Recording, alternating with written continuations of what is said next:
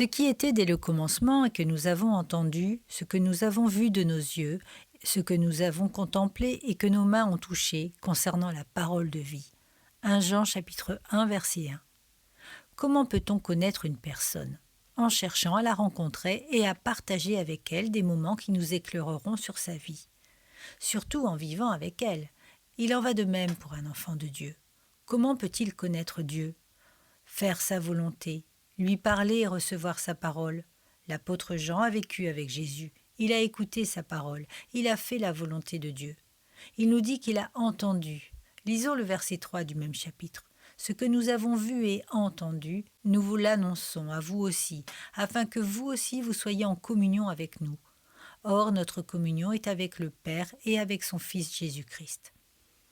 La question se pose à nous. Qu'avons-nous entendu ? La parole de Dieu nous précise que la foi vient de ce que l'on entend, et que ce que l'on entend vient de la parole de Dieu. Voilà bien la vie d'un chrétien. Entendre la parole de Dieu. Il nous est recommandé dans le psaume 1 de méditer sa parole jour et nuit. C'est le plus sûr moyen de connaître et de faire sa volonté. Il ne suffit pas de croire en Jésus, il faut le connaître et vivre avec lui. Connaître Christ, c'est être greffé à son esprit par la circoncision de notre cœur.